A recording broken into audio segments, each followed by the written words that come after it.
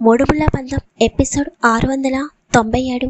Hello friends, story ఎలా ఉందో తప్పకుండా కామెంట్ చేయండి. వీడియో లైక్ చేయడం మాత్రం మర్చిపోకండి.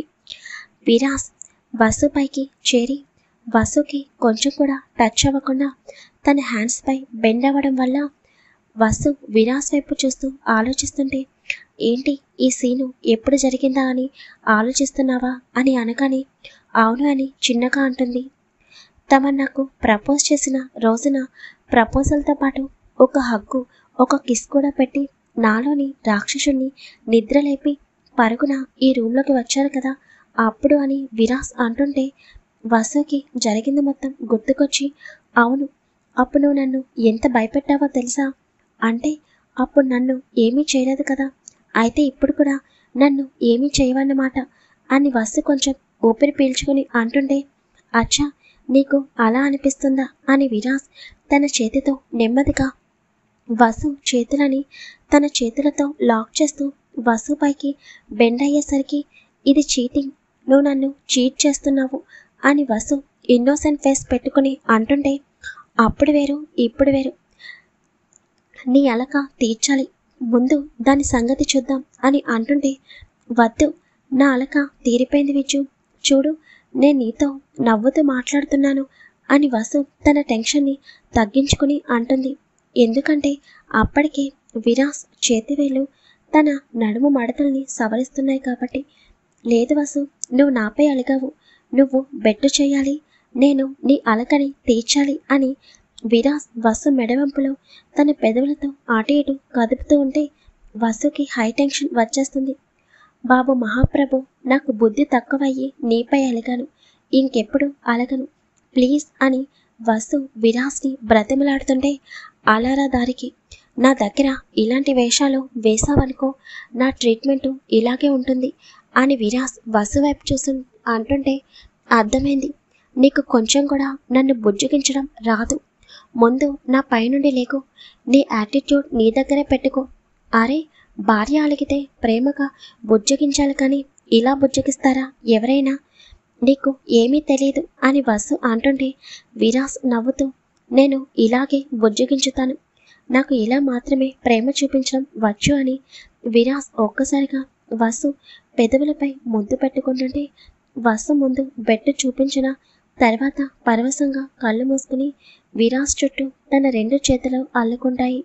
విరాస్ కొన్ని క్షణాల తర్వాత వసుని వదిలి, పో వెళ్ళి డ్రెస్ వేసుకునిరా, బయటికి వెళ్దాం అని అనకని, నిజంగా నన్ను బయటకు తీసుకువెళ్తావా విజ్జు అని వసు సంతోషంగా అడుగుతుంటే, అవును అని విరాస్ వసు పైనుండి లేవగానే, ఇప్పుడే రెడీ అయి వస్తాను అని వసు తన డ్రెస్ తీసుకుని వాష్రూమ్కి వెళ్ళిపోతుంది. విరాస్ చిన్నగా నవ్వుతూ, రాక్షసి లేకపోతే అలక తీర్చాలంట అని అనుకుంటూ హాల్లోకి వెళ్ళి కూర్చుంటాడు. వసు రెడీ అయ్యి హాల్లోకి వచ్చిన తర్వాత ఇంకా పార్వతి గారికి చెప్పి విరాస్ వసుని బయటకి తీసుకుని వెళ్తాడు. కారు ఎక్కిన తర్వాత విరాస్ డ్రైవ్ చేస్తూ ఉంటే వసు విరాస్ వైపు చూసి, ఎక్కడికి విజ్జు అని అంటుంటే, ఇప్పుడు నేను ఎక్కడికి తీసుకువెళ్తున్నానో నీకు చెప్పాలా, నిన్ను తీసుకువెళ్ళే ప్లేస్కి నువ్వు రావా అని విరాస్ డ్రైవింగ్ చేస్తూనే అడుగుతుంటే, అయ్యో నేను అలా అని అనలేదు, సరే నీ ఇష్టం, నువ్వు ఎక్కడికి తీసుకెళ్ళినా నేను వస్తాను అని వసు విండోలో నుండి బయటకు చూస్తూ ఉంటే, రాక్షసి కొంచెం సేపు కూడా అస్సలు ఆగదు, ఎప్పుడు చూసినా డౌట్స్తో మైండ్ని తినేస్తూ ఉంటుంది అని విరాస్ నవ్వుకుంటూ డ్రైవింగ్ పైన కాన్సన్ట్రేషన్ చేస్తాడు. వైష్ణవి, విక్రమ్ ఇద్దరు కూడా ఆఫీస్కి సంబంధించిన వర్క్లో బిజీగా ఉంటారు. ఈవినింగ్ అవుతుండగా వంశీ వైష్ణవి ఉన్న ఛాంబర్కి వచ్చి వైశ్యాని పిలవగానే, హాయ్ అన్నయ్య, మీటింగ్ కంప్లీట్ అయిపోయిందా అని అడుగుతుంది వైష్ణవి. అయిపోయిందిరా, మీరు లంచ్ చేశారా అని వంశీ అడుగుతుంటే, చేశామన్నయ్య ఇంకా అని వైష్ణవి ఏదో వంశీకి చెప్పబోతుండే, వైష్ణవి మనం బయటికి వెళ్ళాలి, మర్చిపోయావా అని అడుగుతాడు విక్రమ్. అవును కదా విక్కీ, మర్చిపోయాను అని వైష్ణవి వంశీ వైపు చూసి, సరే అన్నయ్య నేను మీ బావ బయటికి వెళ్తున్నాము, చిన్న వర్క్ ఉంది అని చెప్పగానే విక్రమ్ వంశీ వైపు చూస్తూ, రేపు అమృత వాళ్ళది ఇంట్లో చిన్న ఫంక్షన్ ఉంది వంశీ, అందుకే కొంచెం షాపింగ్ ఉంది, మేము షాపింగ్ చేసుకుని అటు నుండి అటు ఫామ్ హౌస్కి వచ్చేస్తాము.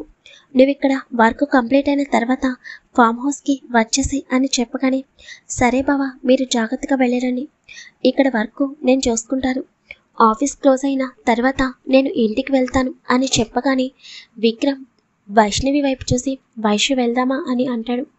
ఇంకా వైష్ణవి విక్రమ్తో కలిసి ఆఫీస్ నుండి బయటకు వస్తుంది. విక్రమ్ కారు డ్రైవ్ చేస్తూ వైష్ణవితో, వైష్ణవి రేపటి నుండి విరాస్ బస్సు కూడా మనతో పాటు ఫామ్ హౌస్లో ఉంటే బాగుంటుంది అని అనిపిస్తుంది. వాళ్ళ మ్యారేజ్ అయ్యే వరకు ఇద్దరు కూడా మన ఫామ్ హౌస్లో ఉండేటట్టు ఏదైనా ఐడియా చెప్పొచ్చు కదా అని అనగానే, విరాస్ ఒప్పుకుంటాడా విక్కీ? నాకు తెలిసి అస్సలు ఒప్పుకోడేమో. అయినా నువ్వెందుకు ఇలా ఆలోచిస్తున్నావు అని వైష్ణవి అర్థం కాక అడుగుతుంటే, ఎందుకైనా మంచిది అని వైషు, అభిని అలాగే వాడి మావయ్యని తక్కువ అంచనా వేయకూడదు.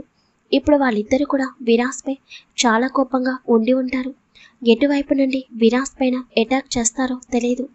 తనని తను సేవ్ చేసుకోగలడు, కానీ ప్రతిసారి పరిస్థితులు అనేవి మనకి అనుకూలంగా ఉండవు కదా. అందుకే విరాస్ బస్సుకి పెళ్లి జరిగే వరకు కూడా మన హౌస్లోనే ఉంటే బాగుంటుంది అని అనిపిస్తుంది. అలాగే ఫామ్ హౌస్ చుట్టూ ఇంకా టైట్ సెక్యూరిటీని అరేంజ్ చేస్తాను. బ్యాక్ సైడ్ గేట్ దగ్గర నుండి ఫ్రంట్ సైడ్ వరకు ఫామ్ హౌస్ చుట్టూ కూడా సెక్యూరిటీని పెడితే ఎవరు లోపలికి వస్తున్నారో ఎవరు బయటికి వెళ్తున్నారో ఎవ్రీ మినిట్ మనకి తెలుస్తుంది. అలాగే సీసీ కెమెరాస్ని కూడా హ్యాక్ చేయకుండా ఉండేటట్టు సిస్టమ్స్ని కూడా చేపిద్దాం అనుకుంటున్నాను. ఎందుకంటే అభిని అస్సలు తక్కువ అంచనా వేయకూడదు. వాడు ఈజీగా సీసీ కెమెరాస్ని హ్యాక్ చేస్తాడు అని విరాస్ చెప్పాడు. అందుకే ఇంకప్పుడు బస్సు ఫామ్ హౌస్ దాటి ఎట్టి పరిస్థితుల్లోనూ బయటికి వెళ్ళదు. వెళ్తే విరాస్తో పాటే వెళ్ళాలి, లేకపోతే తను ఫామ్ హౌస్లోనే ఉంటుంది. అలాగే విరాస్ బస్సు బయటికి వెళ్ళినా కూడా వాళ్ళతో పాటు మన సెక్యూరిటీ కూడా ఉంటారు. మన జాగ్రత్తలో మనం ఉండటం మంచిదే అని విక్రమ్ డ్రైవ్ చేస్తూనే మాట్లాడుతుంటే వైష్ణవి విక్రమ్ వైపు ప్రేమగా చూస్తూ ఉంటుంది. నిజంగా నువ్వు నా అని అనుకుంటే చాలా దూరం ఆలోచిస్తావు కదా విక్కీ. తప్పకుండా నువ్వు విరాస్ బస్సు విషయంలో ఏం చేయాలని అనుకుంటున్నావో అలాగే చెయ్యి.